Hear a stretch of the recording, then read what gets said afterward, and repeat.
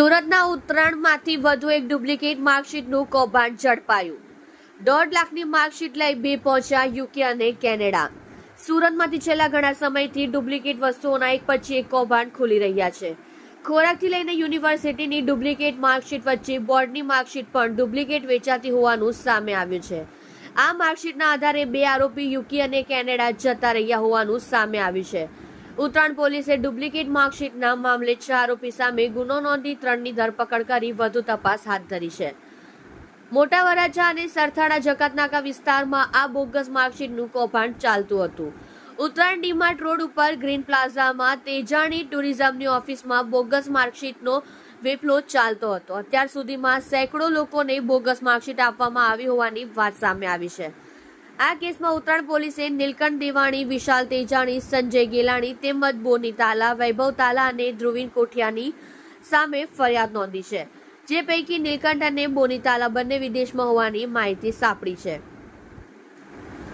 ઉત્તરાયણ પોલીસે હાલ 3 આરોપીની ધરપકડ કરી વધુ તપાસ હાથ ધરી છે। પોલીસની પ્રાથમિક તપાસમાં એવી હકીકત બહાર આવી છે કે આરોપીઓ એક માર્કશીટ દીઠ 1 લાખથી 1,30,000 જેટલી રકમ વસૂલ કરતા હતા। ગુજરાત અને મહારાષ્ટ્ર બોર્ડની ડુપ્લિકેટ બોગસ માર્કશીટ બનાવવામાં આવતી હતી।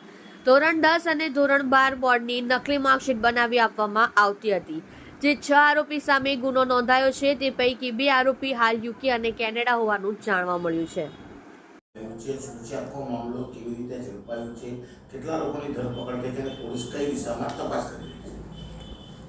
ઉત્તરાયણ પોલીસ સ્ટેશન પીઆઈ શ્રીને જાન્યુઆરી મહિનામાં એવી માહિતી મળેલી હતી કે એમના વિસ્તારમાં કોઈ ઇસમ છે એ મહારાષ્ટ્રની નકલી માર્કશીટ અને ડિગ્રી સર્ટિફિકેટ બનાવી અને એને વેચી રહ્યો છે। એ માહિતી આધારે એમણે જાન્યુઆરીમાં રેડ કરી અને 3 ઇસમો છે એમને લઈ આવેલા અને એમની ઓફિસ અને એમની પાસેના મોબાઈલ એ વિગત ચેક કરતાં એમની પાસેથી જે તે સમયે માર્કશીટ ઓરિજિનલ મળી આવેલી હતી મહારાષ્ટ્રની, અને એ સિવાય એમના મોબાઈલ અને એમાં ડેટામાં PDF ફાઇલો પણ માર્કશીટના ડિગ્રીની મળી આવેલી હતી। તો એ આધારે જે યુનિવર્સિટીની માર્કશીટ અને ડિગ્રી મળી આવી હતી એ યુનિવર્સિટીમાં એમણે લેટર લખી અને આ માર્કશીટ અને સર્ટિફિકેટ છે એમના દ્વારા ઇસ્યુ કરવામાં આવેલ છે કે કેમ એ બાબતે એમણે ખરાઈ કરેલી। જેમાંથી સૌરાષ્ટ્ર યુનિવર્સિટી અને બીજી એક અન્ય યુનિવર્સિટીમાંથી માહિતી આવેલી કે આ માર્કશીટ કે સર્ટિફિકેટ છે એ એમના દ્વારા ઇસ્યુ કરવામાં આવેલું નથી। તે આધારે ગઈકાલે ઉત્તરાયણ પોલીસ સ્ટેશનમાં ગુનો રજીસ્ટર કરવામાં આવેલો છે, જેમાં ખોટી માર્કશીટ બનાવી અને કાવતરું કરવું એ બાબતની કલમનો ઉમેરો કરવામાં આવેલો છે।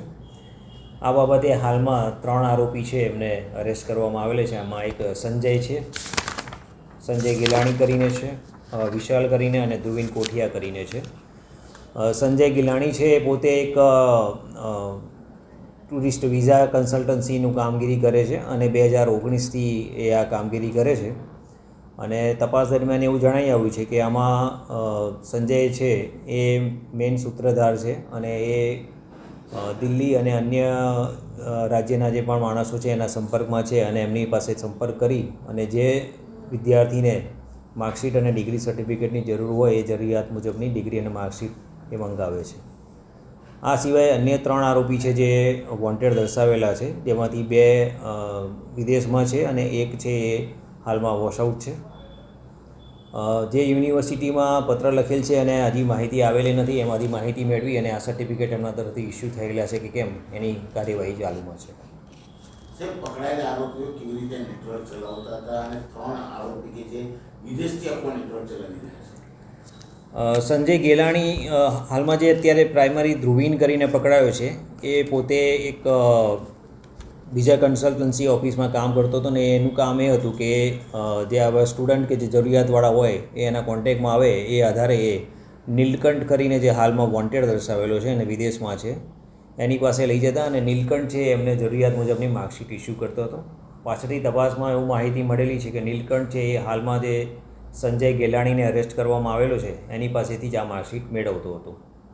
એટલે આ લોકો જે સ્ટુડન્ટને બહાર નોકરી કામે કે ભણવા માટે બહાર જવું હોય અને એમની પાસે ડિગ્રી કે સર્ટિફિકેટ ના હોય તો એમને એ જરૂરિયાત મુજબના ડિગ્રી કે સર્ટિફિકેટ મંગાવી આપતા હતા।